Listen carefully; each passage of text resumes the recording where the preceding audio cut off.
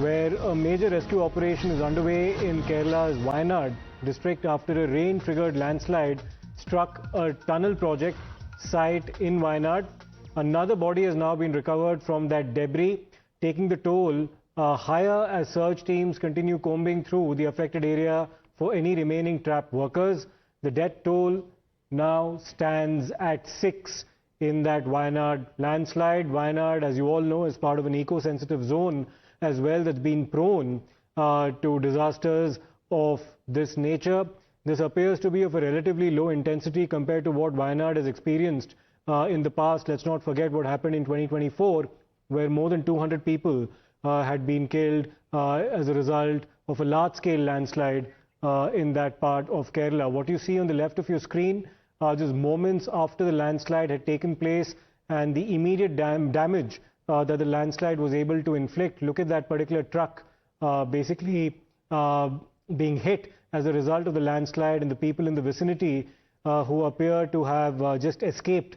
Unfortunately, 6 people have also perished in that tragedy, and rescue operations on the part of both the NDRF and SDRF teams that have been deployed to the spot continue. Here's what the collector of Wayanad had to say a short while ago following what had happened. How many bodies have been recovered? What's the total tally? See, total we have recovered 5 bodies so far. 3 are still missing. 3 are still missing. And what is the challenges you're facing, ma'am, as far as the... Today there was rainfall and it was not very conducive for operation. But today it is getting better, and NDRF team is very confident and they are doing the operation in full swing. Ma'am, total, can you give us a count of how many are injured, how many were dead, and out of which now they're missing? How many have been bodies have been recovered? 9 people have been safely rescued and they are continuing in hospital. 4 of them have been discharged. 2 of them are in ICU. So 5 people are declared dead and 3 are still missing. Now, the company has claimed that they are followed all the rules and procedures. There's a letter of... I have no comments on those. There's a letter of yours of 20th June. On the search and rescue. We are focusing on search and rescue as well. There's a letter of yours of 20th June, ma'am, saying that... I have no comments on it. Let me go across to Imran. Imran, you were speaking to Ms. Meghashri, the district collector, as well. She's given you an update on the death toll so far. That was 5 at the time that she spoke. Unfortunately, it's gone up to 6 now, which indicates that 2 people are still missing and rescue operations are still underway. You also tried to get a word in about the letter that she'd written earlier about some of the red flags, etc., that have been raised, but there was no response forthcoming to that, Imran. What's the latest?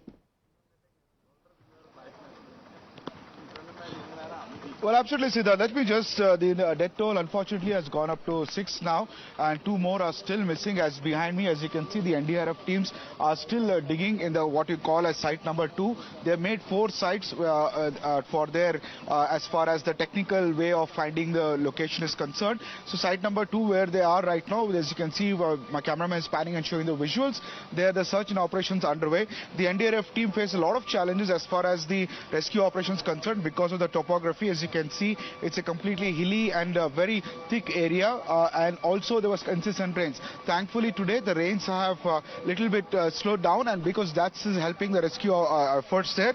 6 people have been declared dead now. There were 5 who are missing. 2 bodies have been recovered in the morning, and 2 more to go is what the rescue officials are informing us. As far as the issue is concerned about the letter to the DC, we have also found a lot of other documents which shows that the debris, what you can see is there, which has been covered in the blue. The cameraman is planning and showing you to the viewers there, they're covered in blue, and onto the left there, where where they can see that where the landslide happened. That is the point which the DC had raised. In fact, the geotechnical committee has also raised objections to it, that the sand which is unscientifically assembled there, because of the rains, water is not seeping through to the floor, and anytime this little bit of rains could cause a disaster like this. Now we we asked the district collector directly on this issue. What she refused to respond. Yesterday, CM was also asked this question, but he didn't say that. But he said that an inquiry committee will be constituted, and the committee, after submission of their report, the matter will be taken into further. But that's a very crucial question. Is it a man-made disaster, or is it a landslide? We'll of course wait and see as to how the rescue operations continue, and accountability also needs to be fixed, no doubt about that. We'll take a short break. We'll come back with more on the other side.